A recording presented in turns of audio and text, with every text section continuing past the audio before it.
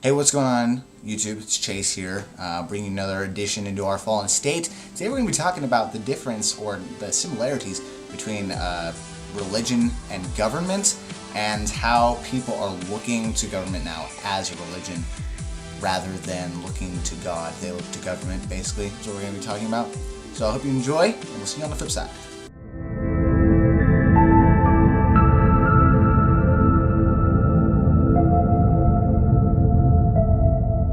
Yeah, this has been a topic that I've been wanting to do for quite some time now, and the more I read and the more I think about it, the more I think that it actually is very good or a very good topic to talk about, I guess you'd say. So here's what I'm thinking. I've been watching Game of Thrones a lot. If you haven't watched Game of Thrones, I wouldn't recommend watching it. I like it, but most people probably wouldn't. There's a lot of stuff in there that people don't like when it comes to shows. But I like it, and that's really all you need to know. And not only in Game of Thrones, but in pretty much any situation where they pray to a god or there's gods in the equation. I mean, you can say the same thing about religions these days and and past religions like Greek mythology and stuff. If you read those types of books, how people are always praying to the gods and they're always expecting gods to give God to give them something just because they pray. And the biggest trap that people fall into when it comes to religion is the fact that they think that just because they pray to a god and they believe it, it means that no matter what they ask for, it will be given to them. And everything bad that happens, they always blame God, and they're always like, why would God let this happen, yada yada yada. Now, I'm not here for a theological debate, but I am here to let you know as to why people that have socialist ideas, mostly Democrats, liberals, Barack Obama, why they are so popular, and also why they are so successful in the government sector. See, the thing is that everybody wants a god, right? Everybody wants something to believe in that they believe has a higher power that will give them what they need in order to make their life better. And for a lot of people, that's what government is. Government gives them things for free that they don't necessarily deserve, which is the definition of grace. And they basically praise them, lift them up, and in this case, re-elect them. Because, you know, who doesn't want free things? Who doesn't want everything to be cheaper? And who doesn't want to be given whatever they want at any moment in time? And who doesn't want somebody that they can actually look to, put up on a pedestal, and be like, that's my guy, that's who I'm going to believe in? Alright, so let's get a good example here. Here in California, we're having a drought. It's a very bad drought, indeed. Probably one of the worst in solid 30 years or so. Where at one time, probably 30 years ago, whenever there was a drought, most people would, be saying, pray for rain, do this for rain, just hope and look up to the heavens and hope that something rains. But now, what do? We ask Obama. We ask our glorious governor, Jerry Brown, sarcasm intended, and we ask our state legislators, what can you, as holy, immortal, that's the word I meant to say, but immoral works too. Immortal men, what can you do in order to solve our water crisis? Now, if we were to do this 30 years ago, like I said before, people would be like, are you kidding? You're asking men to fix a problem that they have no control over because nobody can make it rain. It's just not going to work. I mean, of course, people are actually asking for better water storage, lessens the environment, they're asking to lessen the environmental stupidity which allows water to just flow because of delta smelt. But honestly, it's really nothing that we as humans can do. There's nothing that we can do to make it rain more.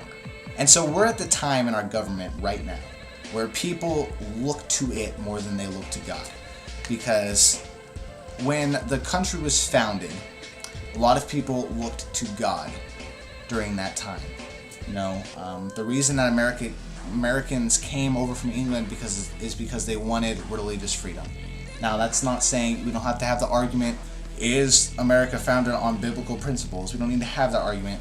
But the majority of people were looking to God.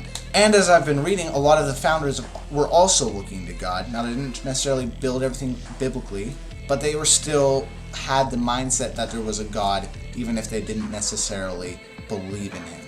So like I was saying, there's a point where government gets to a certain size that I have found, based on my reading of history and whatnot, where people stop looking to God and they start looking to the government instead to help them with their everyday needs. So because people want something to look to that they can hold on to, grasp, like I was saying earlier, that they can put their faith in, that they know that when they say something, they'll get some return answer. Because people want to believe that God will tell you whatever you want, give you whatever you want, and whenever it's his, or whenever something bad happens, he either caused it or he has to fix it. But a lot of times you can't see that because, you know, there's a lot of other reasons for the way that things happen to us. But then, of course, like I said, we look to government. We're at that point now where government is at the size where people are looking to it for everyday life, and if it's not there for them, you know, then they can get mad at it, and then they can get a response. So they really love to interact. People love to interact, and you can't really interact with God. Whether you believe in him or not, if you believe there's a God out there, you can't necessarily interact with him in the way that you can with people in government. You can call your representatives, you can send letters, they can write letters back, you can see them talking to you, so it gives you a greater sense of comfort. Of course, then there is the level where government gets to a rather large size, not much bigger than it is now. In America, it will get to the point where people will all of a sudden start looking, text message, people will start looking to God to change the government. Because once it gets to a certain oppression level, then people are like, oh my gosh, I can't believe we put all of our trust in people, we need to put our trust back in God. That point is coming in America. Whether you believe in God or not, the majority who see something bad happen will turn to God. It's at the point now where it's not horrible.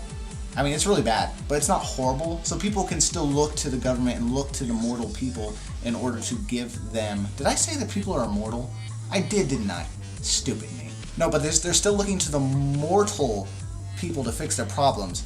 And soon, I'm afraid, the government's going to get so large that people are going to start looking to God, and we're going to have a big rivalry, government versus God, on our hands. So guys, let me know what you think of this topic. I hope you enjoyed the video. If you did, be sure to leave it a like and a favorite. I always do appreciate it. Subscribe if you are new. It's been a little bit of a shorter video today, I think. So, I like this video. This was a good, solid video.